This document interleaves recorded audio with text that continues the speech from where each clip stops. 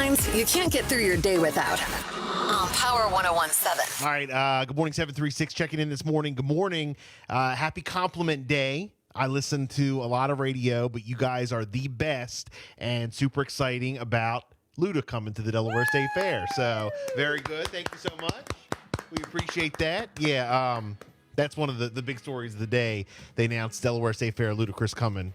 So tickets go on sale in February. So looking forward to that. I love that. And it's Happy Compliment Day? It is Happy Compliment Day. All right. So we have to work on that today. July 20th, on sale February the 2nd.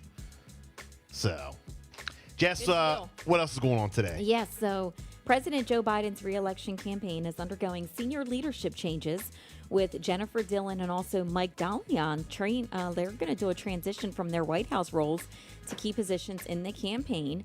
As the campaign shifts towards a general election focus, they're going to play different roles in messaging and paid media strategies, and they're going to be responsible for organizing and executing the campaign's path for securing, enough votes for President Biden. These changes are happening under the leadership of the campaign manager, Julie Rodriguez. So we will definitely keep you up to date on that. Also, the Los Angeles Times, the largest newspaper in California, one of the biggest ones in circulation in the entire U.S., was hit by a heavy round of layoffs on Tuesday. The move to terminate more than 110 positions with the company has been widely rumored for several weeks now, even prompting a one-day walkout protest from the newsroom last week. But the scale of the layoffs and when these layoffs would happen, it was not widely known until Tuesday morning. Well, that's the LA Times. You got the New York Times. They're newspapers. Yep. So, 2024. You mentioned that a few days ago. I don't know. Yeah. Most stuff is online now. 110 people. And by the way, speaking of I guess tech news or whatever. Yeah. WWE announced that Monday Night Raw in 2025 will now be moving to Netflix. Oh, well. So everything's going to be on Netflix. Oh, I'm good then. It's going to air exclusive on I have Netflix. that. I have Netflix. Air the reruns and all that, I guess, but it's going to air live. I made the cut. On Netflix. All right, so on Netflix. So all the people complaining about, the NFL streaming, now with this news, it's only going to get more and more. I do have Netflix, so I'm good. So get ready.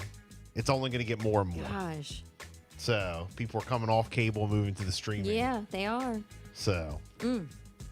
There was a deer in Texas that got stuck on someone's porch, so firefighters are making the headlines from the Georgetown Fire Department. They came to the rescue. They used a spreading tool to help the deer squeeze through the railing, and after some tender, loving care, the deer eventually ran off and was reunited with his herd. So they were very happy to help with that, but that made the headlines yesterday as some good news. And then here locally, the Pocomoke City Police Department is currently investigating a domestic assault and shooting. It did not result in a death. Police were called to the 900 block of 2nd Street on Monday morning. They say that there's no threat to the public, but they're going to continue to follow the story and update us as more information gets released. In Laurel, a search warrant was issued, and they made an arrest of a fugitive. Officers were working patrol. They saw 23-year-old Daniel Stanley walking into an apartment at Hollybrook Apartments. Officers went to the residence. They tried to make contact, but that was unsuccessful. But they knew he went into that apartment without leaving, so they stayed at the scene. They were issued a search warrant. It was obtained and executed, and at that time, he was found hiding inside of a closet.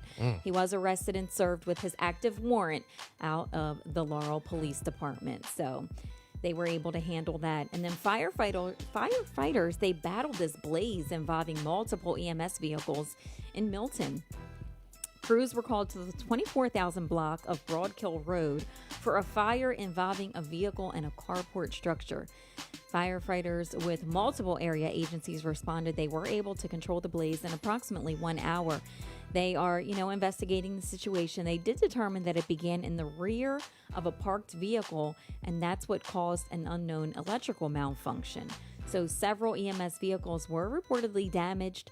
Estimation right now is around $100,000. A Sussex County paramedic was treated and released as a precautionary after trying to extinguish the fire and move another vehicle to safety.